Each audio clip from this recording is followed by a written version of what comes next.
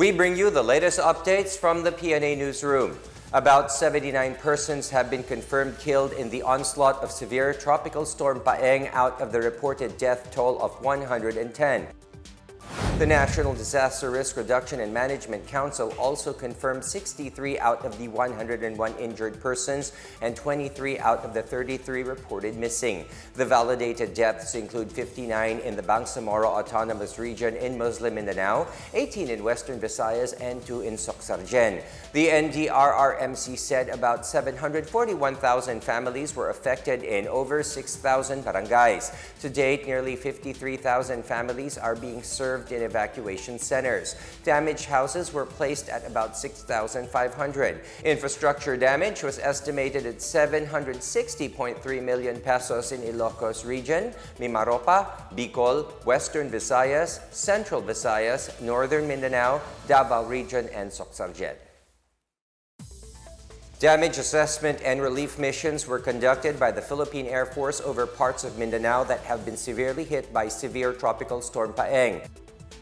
Air Force spokesperson Colonel Maria Consuelo Castillo said air assets inspected the barangays of Calamansig, Sultan Kudarat, and barangays in Maguindanao. She said they also transported relief goods to Lebac, Palimbang, and Calamansig, Sultan Kudarat, and Datu Blas in Suat, Maguindanao, respectively.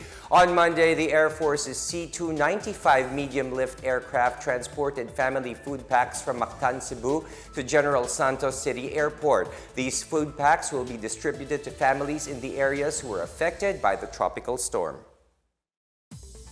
Albay and Catanduanes are now under a state of calamity due to the devastation caused by severe tropical storm Paeng over the weekend. Albay Governor Noel Rosal announced the passage of the resolution from the Sangguniang Panlalawigan through his Facebook page. The provincial government of Catanduanes also posted its declaration from the Disaster Risk Reduction Management Council on Facebook. Paeng first made landfall in Vira, Catanduanes on Saturday and made a second one in Caramoan, Camarines Sur.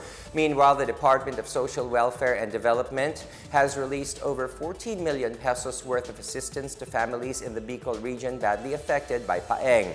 The DSWD has been coordinating with other regional disaster risk reduction and management councils to fast-track the distribution of post-Paeng assistance. The provincial government of Quezon also declared a state of calamity on Monday due to widespread destruction caused by Paeng. Vice Governor Anacleto Alcala III and the Provincial Council made the declaration through a letter by Governor Angelina Tan. Lucena City, the capital of the province, also declared a state of calamity. The Provincial Social Welfare and Development Office said Paeng displaced over 33,000 families from 753 barangays as of Monday. At least 802 houses were destroyed and nearly 11,000 houses were damaged. Forensic pathologist Dr. Raquel Fortun plans to conduct more tests on the remains of the supposed middleman in the plot to kill veteran broadcaster Percy Lapid. Fortun conducted a second autopsy on the body of Cristito Villamor, who died inside the New Bilibid prison. Preliminary findings showed a history of asphyxia by plastic bag suffocation. Fortun said the autopsy result was consistent with an affidavit noting that Villamor said his life was in danger and an account describing how he was killed. The Bureau of Corrections earlier said there were no signs of foul play on Villamor's body and that he died of natural causes. Lapid was shot dead in Las Piñas City on October 3. On October 18, self-confessed gunman Joel Escorial identified several persons involved in the plot to kill Lapid, including 2 middlemen identified as Villamor and Christopher Bacoto.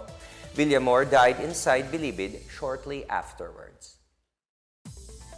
In other news, residents of Bajo de Masinloc in Zambales as well as Busuanga, Palawan are warned to take precautionary measures as debris from a Chinese rocket is expected to fall within the said areas.